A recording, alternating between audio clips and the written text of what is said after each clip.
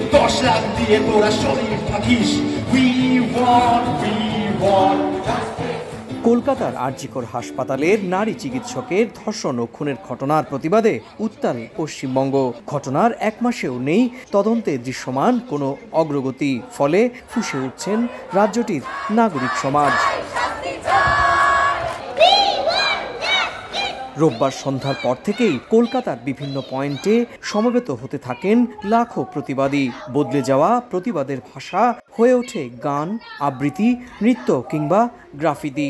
তাদের দাবি একটাই, এই নৃশংস ঘটনার বিচার। আজকে এক মাস ওভার হয়ে গেল, অথচ তিলোত্তমার সঠিক বিচার আমরা এখনো পেলাম না। উদ্দেশ্যপ্রণোদিতভাবে এইটাকে বিলম্বিত করা হচ্ছে। জাস্টিস চাইছি, কথা এটা যত শীঘ্রই সম্ভব। মানে এই এত দেরি হচ্ছে কেন? তদন্ত ডিলে হচ্ছে এবং সুপ্রিম কোর্টের রায় যে ডিলে করছে, এই ব্যাপারটা আমরা খুব সহজ চোখে নিচ্ছি না। সেই জন্য আমাদের এই প্রতিবাদ চলবে। এদিন খবরের শিরোনাম হয়ে উঠেছিলেন মমতা ঘনিষ্ঠ রাজ্যসভার সাংসদ জওহর সরকার। আরজিকর কাণ্ডে মমতা প্রশাসনের ব্যর্থতার কড়া সমালোচনা করে নেত্রীর কাছে চিঠি পাঠান তিনি। এতে তৃণমূলের অন্দরেই তোলপাড় শুরু হয়।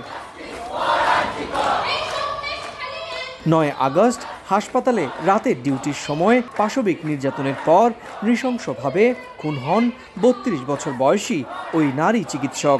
ওই ঘটনায় রাজ্য প্রশাসনের চরম গাফিলতি সহ স্বাস্থ্য দপ্তরের দুর্নীতির অভিযোগও ওঠে। সুব্রত আচার্য, সময় সংবাদ, ভারত।